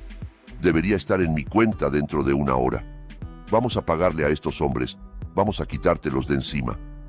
Mateo asintió, limpiándose la cara con su manga. Se veía exhausto, drenado, pero por primera vez en semanas, no se veía como si se estuviera muriendo. Se veía como un hombre que acababa de despertar de una larga pesadilla. ¿Y luego qué?, preguntó Mateo. Luego vas a arreglar esto, dije severamente. Realmente arreglarlo, no con la muerte, con la vida. Vas a vender esta casa, vas a pagarle a Francisco, vas a buscar ayuda para las apuestas y vas a pasar cada día por el resto de tu vida demostrándole a tu esposa e hija que vales más que una póliza de seguro. Miré a Raquel. ¿Y tú?, dije. Vas a ayudarlo, vas a dejar de habilitarlo, vas a dejar de esconder secretos en tu cajón de ropa interior, vas a ser una compañera, no una cómplice. Raquel asintió, nuevas lágrimas derramándose por sus mejillas. Sí, Benjamín, lo prometo. Mi teléfono sonó. Lo saqué. Un mensaje de texto de mi banco. Transferencia recibida. $300,000. Miré el número. Era una fortuna. Era mi libertad. Era mi futuro. Y estaba a punto de entregárselo a un montón de criminales para limpiar el desastre de mi hijo. Pero mientras miraba a Mateo, parado ahí respirando, su corazón latiendo, un ritmo fuerte y constante en su pecho, supe que había obtenido el mejor trato. Vámonos, dije, volteándome hacia el garaje. Vamos a pagar la cuenta. Salimos de la casa juntos. 3 generaciones de Carrascos, si contabas al fantasma del hombre que solía ser. Caminamos por la entrada para encontrarnos con la camioneta negra. Sostenía el teléfono en mi mano como un escudo. Tenía 70 años. Estaba quebrado. Estaba cansado. Pero era un padre. Y hoy eso era suficiente. La camioneta negra era una mancha oscura contra el crepúsculo suburbano. 2 hombres estaban sentados adentro, sus caras en sombras, pero su intención clara. No estaban ahí para hablar. Estaban ahí para cobrar de una manera u otra. Marché por la entrada, mis botas crujiendo fuerte sobre el pavimento. Mi corazón martilleaba a un ritmo frenético contra mis costillas, pero mi cara era de piedra. Era Benjamín Carrasco. Había enfrentado túneles colapsando y grúas tambaleándose. No iba a parpadear ahora. Mateo me seguía detrás, sus pasos pesados de terror. Podía escuchar su respiración irregular. Parecía un hombre caminando hacia su propia ejecución. Raquel estaba parada en el porche, agarrándose el pecho, sus ojos abiertos de pánico. La ventana del pasajero de la camioneta se bajó con un zumbido bajo. Un hombre miró hacia afuera. Tenía una cara como un puño apretado, cicatrizada y dura. ¿Quién eres tú?, preguntó. Su voz era como grava en una mezcladora. Soy su padre, dije, deteniéndome a 1 metro del carro. Y estoy aquí para saldar la cuenta. El hombre se rió. Fue un sonido seco, sin humor. A menos que seas Santa Claus, viejo, no tienes lo que necesitamos. Tu muchacho nos debe 300 de los grandes, y el reloj está corriendo. Mateo dio un paso adelante, su voz temblando. Por favor, solo dejen a mi familia fuera de esto. Necesito más tiempo. No damos tiempo, dijo el hombre, abriendo la puerta. Salió. Era grande, se elevaba sobre mí. Dio un paso hacia Mateo, su mano metiéndose en su chaqueta. Me interpuse entre ellos. Planté mis pies. Sentí la artritis en mis rodillas arder, pero la ignoré. Dije que lo voy a saldar. Gruñí. Ahora mismo. Transferencia bancaria. Dame el número de ruta.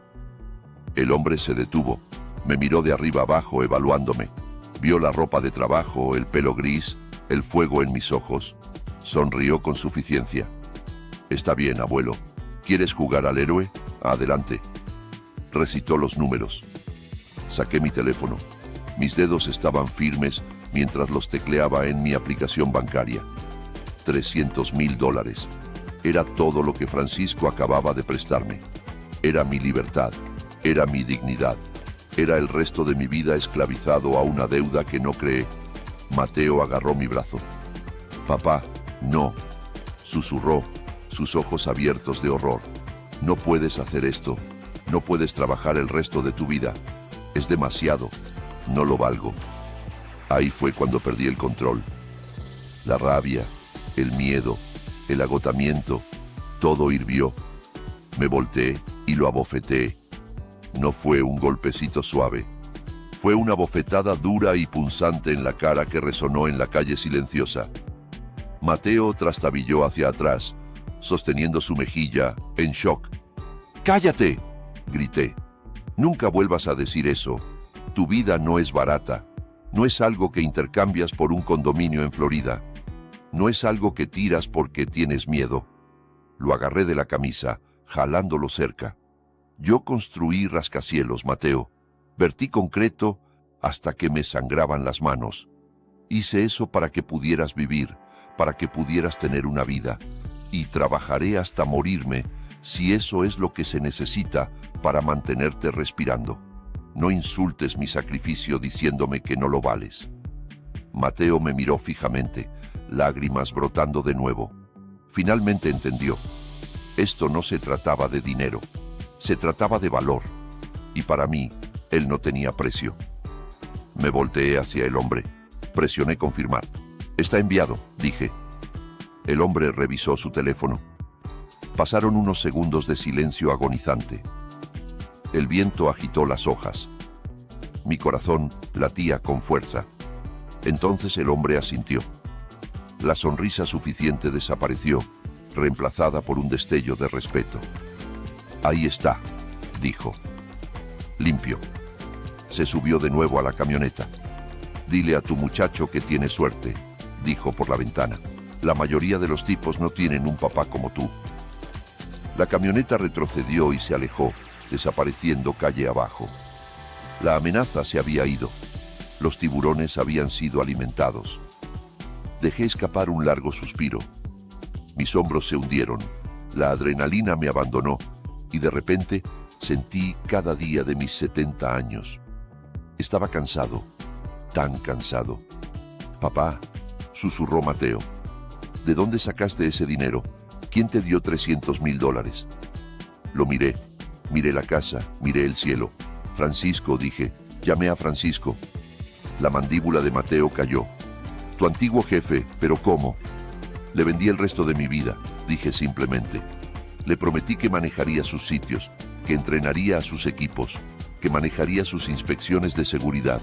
Le dije que trabajaría gratis hasta que la deuda esté pagada. «Pero papá», lloró Mateo, «tienes 70, no puedes trabajar así, te va a matar». «Tal vez», dije, «pero moriré de pie, moriré trabajando y moriré sabiendo que mi hijo está vivo para criar a su hija». Caminé hacia el porche donde Raquel estaba parada. Me miró con asombro. Ella había estado lista para matar a su esposo para salvar a su hija. No había visto otra salida. Y yo acababa de mostrarle que siempre hay otra salida si estás dispuesto a pagar el precio. «Está hecho», le dije. «Se fueron». Raquel estalló en lágrimas de nuevo, extendiendo los brazos para abrazarme. La dejé. Los sostuve a los dos, a mi hijo y a su esposa, ahí mismo en la entrada. Éramos un desastre, estábamos quebrados, estábamos rotos, pero estábamos vivos. «Lo siento», seguía diciendo Mateo, «lo siento mucho». «Lo siento no paga la renta», dije, separándome. «Tenemos trabajo que hacer, trabajo real». Miré a Mateo. «Lo primero, mañana temprano, vamos a poner esta casa en venta. La vas a vender. Vas a tomar cualquier capital que quede y vas a pagar tus tarjetas de crédito. Te vas a mudar a un apartamento, uno pequeño, uno que puedas pagar». Mateo asintió vigorosamente. «Sí, sí, absolutamente. Lo que sea». «Y tú», le dije a Raquel, «vas a conseguir un trabajo. No me importa si es embolsar abarrotes o archivar papeles. Vas a contribuir. No más secretos, No más esconderse en el dormitorio. Lo haré, prometió Raquel. Empezaré a buscar mañana. Y Mateo, dije, mi voz bajando. Jugadores anónimos, empezando esta noche. Si descubro que apuestas aunque sea en un volado, personalmente te llevaré a la estación de policía. Lo prometo, papá, dijo Mateo. Se acabó, lo juro. Los miré. Estaban asustados, estaban avergonzados, pero estaban escuchando. Por primera vez en años, realmente estaban escuchando. Caminé de vuelta a mi camioneta. Necesitaba sentarme. Mis piernas temblaban. Acababa de firmar mi libertad. Acababa de comprometerme a años de trabajo agotador cuando debería estar descansando. Pero mientras miraba hacia atrás a mi hijo, que sostenía a su esposa, vivo y a salvo, supe que había hecho el trato del siglo. Había comprado la vida de mi hijo por el precio de mi propia comodidad. Era una ganga. Me subí a la camioneta. Miré mis manos en el volante. Eran manos viejas, curtidas, cicatrizadas, pero eran manos fuertes, manos que todavía podían trabajar, manos que todavía podían construir. Encendí el motor. Tenía un turno mañana, uno largo. Francisco me esperaría en el sitio a las 6 de la mañana en punto y estaría ahí. Sería el primero en llegar porque eso es lo que hace un padre. Me alejé de la mansión que casi se había convertido en un mausoleo. Me dirigí de vuelta a mi apartamento con goteras. Era más pobre de lo que había sido jamás. Estaba más endeudado de lo que había estado jamás. Pero mientras conducía por las calles de la ciudad, me sentía más ligero que el aire. Había ganado. Había vencido a los usureros. Había vencido a las mentiras. Había vencido a la muerte misma. Y lo había hecho con nada más que una lonchera y la verdad. El camino por delante iba a ser difícil. Iba a ser largo. Pero por primera vez en 6 meses no estaba manejando solo. Tenía a mi hijo de vuelta y eso valía cada gota de sudor que me quedaba. El letrero de "Se vende" se puso en el jardín de la mansión colonial a la mañana siguiente. Estaba ahí como una bandera blanca de rendición, señalando el fin de una era de pretensiones. La pusimos en $1.100.000, con precio para una venta rápida. No teníamos el lujo de esperar a que el mercado subiera. Necesitábamos efectivo y lo necesitábamos ayer. Cuando los compradores firmaron el contrato 3 semanas después, no sentí ni una pizca de arrepentimiento.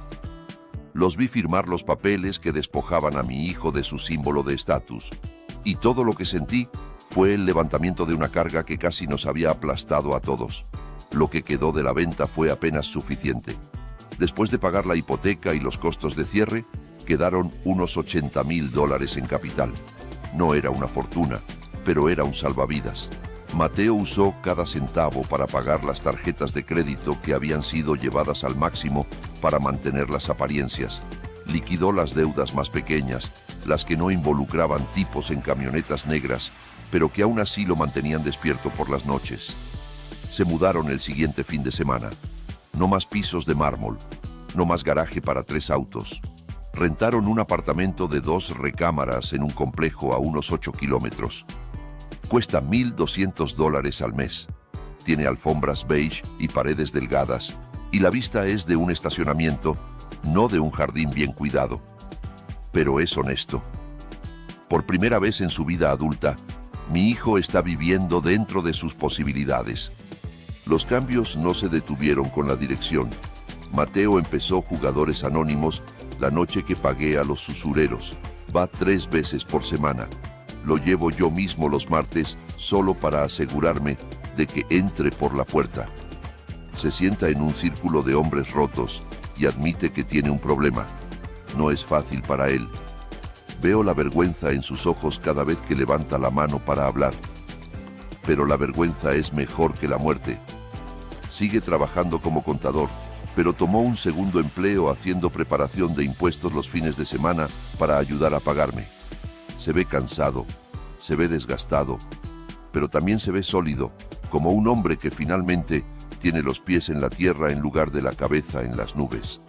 Y Raquel, la mujer que pensé que era un monstruo, resultó ser la que más me sorprendió.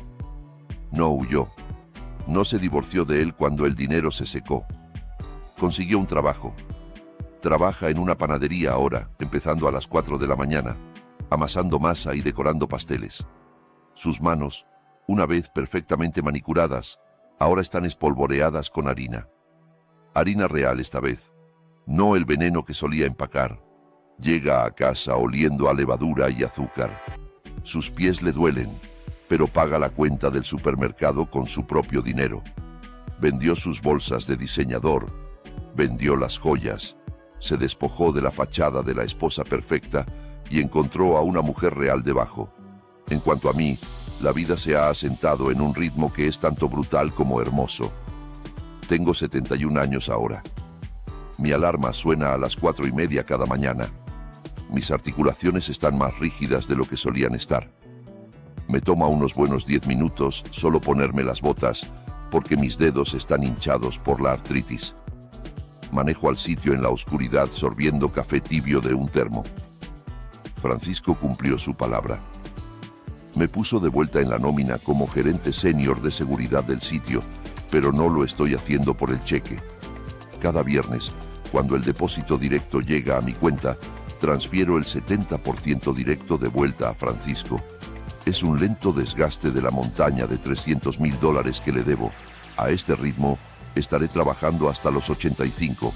Probablemente moriré en un sitio de trabajo usando un casco y un chaleco neón. ¿Y saben qué? Estoy bien con eso. Es un martes por la tarde en noviembre. El viento sopla desde el lago, cortando a través de mi chaqueta de lona. Estoy parado en el 4º piso de un nuevo rascacielos, revisando los rieles de seguridad. La ciudad se extiende debajo de mí, gris y acero y fría. Mi espalda está gritando. Mis rodillas se sienten como si estuvieran llenas de vidrio roto. Estoy cansado. Estoy tan increíblemente cansado. Benjamín. Me volteo. Parado cerca del elevador de construcción hay dos figuras. Una alta, una pequeña. Es Mateo y Liliana. Se ven fuera de lugar aquí entre el polvo de concreto y el ruido de las pistolas de remaches. Mateo lleva su traje barato de su trabajo de oficina, su corbata aflojada. Liliana está en su abrigo rosa de invierno sosteniendo la mano de su papá. «Hola, papá», llama Mateo saludando. «Te trajimos algo». Camino hacia ellos, mis botas pesadas. Liliana se suelta y corre hacia mí. «¡Abuelo!», grita, envolviendo sus bracitos alrededor de mis piernas polvorientas. La abrazo fuerte, oliendo el shampoo de fresa en su cabello. Es el mejor olor del mundo. Mejor que el dinero, mejor que la jubilación. Raquel está trabajando un turno doble, dice Mateo, caminando hacia nosotros. Así que recogí a la pequeña y pensamos en traerte el almuerzo. Extiende una lonchera de metal. Es roja. Mi vieja lonchera roja. La tomo. Se siente pesada, sólida. La revisé 2 veces, dice Mateo, una pequeña sonrisa triste jugando en sus labios. Sin confusiones, solo un sándwich de roast beef, una manzana y un termo de sopa. Raquel lo hizo esta mañana antes de irse. Lo miro. Se ve saludable. Su color es bueno. Sus ojos están claros. Las sombras que solían perseguir su cara se han ido, reemplazadas por la fatiga de un hombre honesto trabajando duro para arreglar sus errores. No es el hijo rico y exitoso del que presumía hace 2 años. Es un adicto en recuperación quebrado viviendo en una renta, pero está vivo. Está parado aquí. Gracias, hijo. Digo, mi voz gruesa. Me siento en una pila de madera. Mateo se sienta junto a mí. Liliana se trepa a mi regazo, robando la manzana de la lonchera. Comemos juntos, rodeados por el esqueleto de un edificio que apenas está empezando a levantarse. Miro mis manos. Son viejas. Están cicatrizadas. Nunca sostendrán un palo de golf en Florida. Nunca dirigirán un bote en un lago en la jubilación. Sostendrán martillos y taladros y tabletas de inspecciones de seguridad hasta que no puedan sostener nada más. He perdido mis años dorados. He perdido mi libertad financiera. Pero entonces miro a Mateo riéndose mientras limpia una mancha de tierra de la nariz de Liliana. Miro la forma en que respira profundo y fácil, su corazón latiendo un ritmo constante en su pecho. El corazón que debería haberse detenido.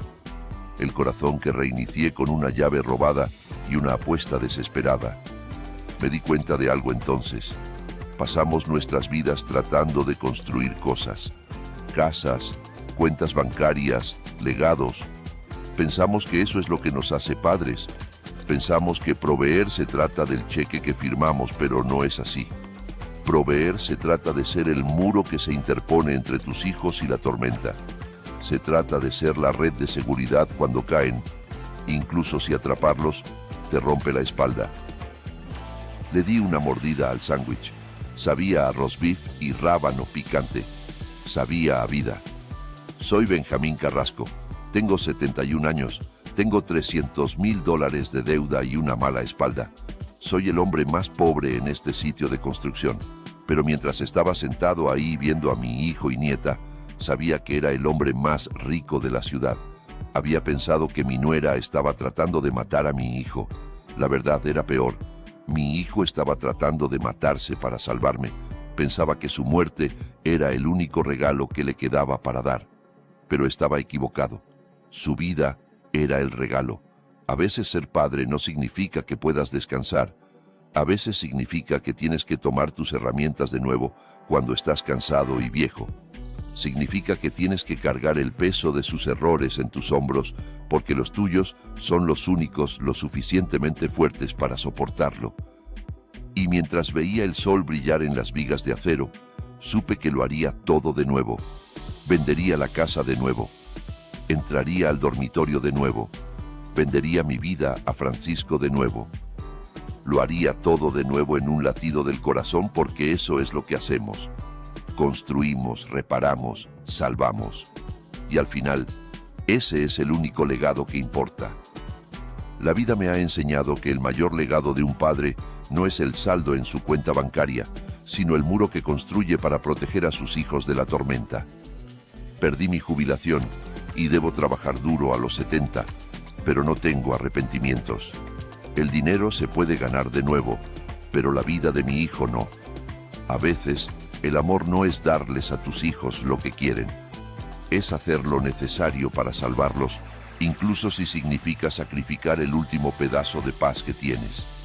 Ese es el verdadero e inquebrantable significado de la familia. Si esta historia de sacrificio y el amor inquebrantable de un padre tocó tu corazón, por favor dale like al video y suscríbete al canal ahora mismo. Activa la campanita para no perderte ninguna historia. Y cuéntame en los comentarios, ¿estarías dispuesto a sacrificar todo tu futuro para salvar a tu hijo de sus propios errores? ¿Has vivido algo similar con tu familia? Me encantaría leer tu historia. Nos vemos en el próximo video.